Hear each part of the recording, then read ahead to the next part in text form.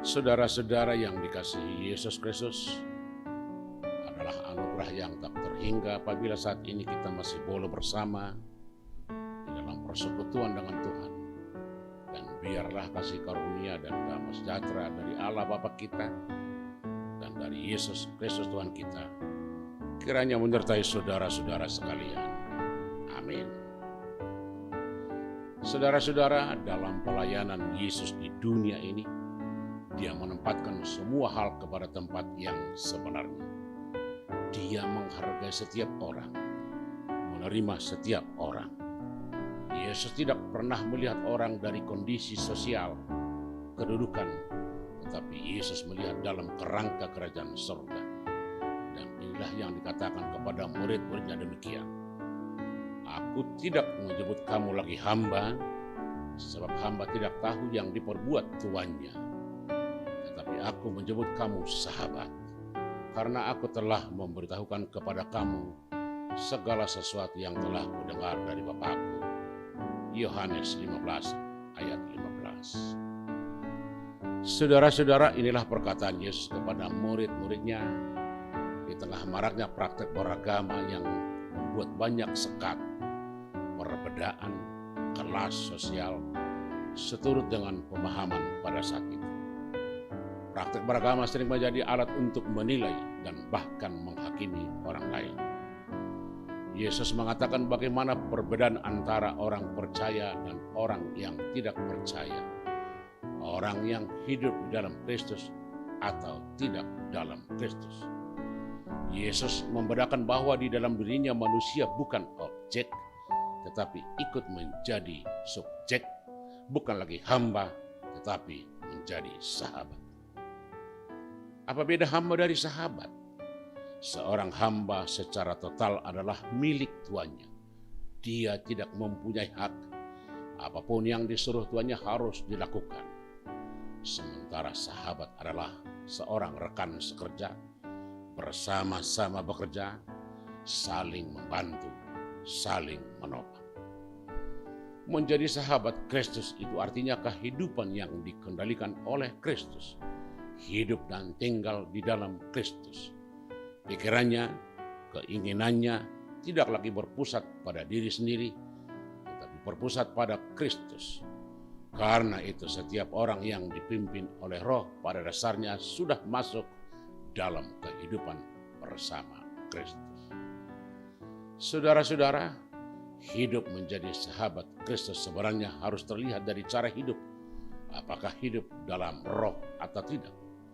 Sebab orang yang bersama Kristus adalah orang yang dikuasai Roh. Sementara keinginan daging dan keinginan Roh adalah saling berlawanan. Keinginan daging akan membuat kehidupan tidak terkendali dan bahkan liar.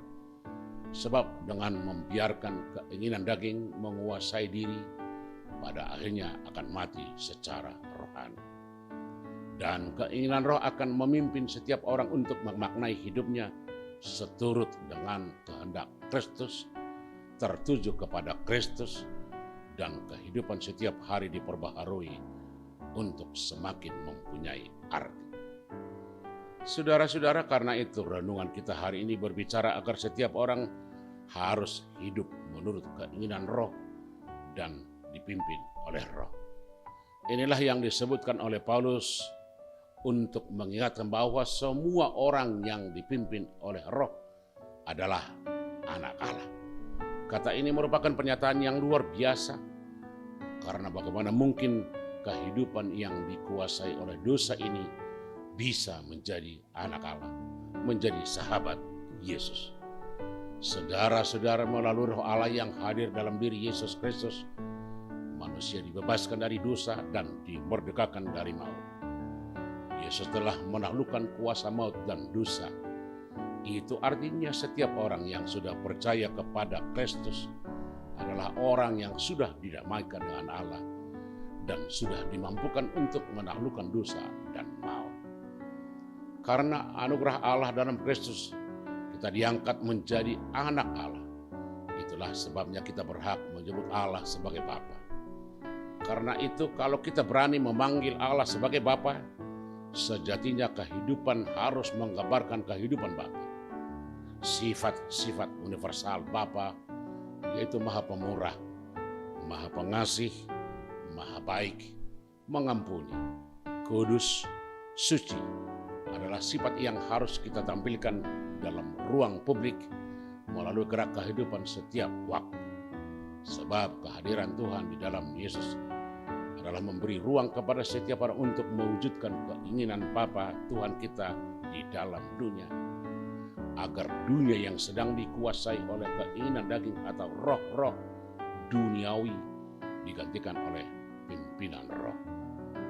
Rangkaian rencana besar Allah yaitu keselamatan semua ciptaan yang sudah dimulai dari penciptaan dan akan berakhir pada datangnya hari Tuhan adalah sebuah rangkaian yang sedang berproses sekarang dan seterusnya akan dapat terwujud melalui orang-orang percaya. Tugas itu menjadi tanggung jawab setiap orang. Hanya melalui pimpinan roh kita dapat melakukannya dan kita yakin Tuhan akan memampukan kita. Amin.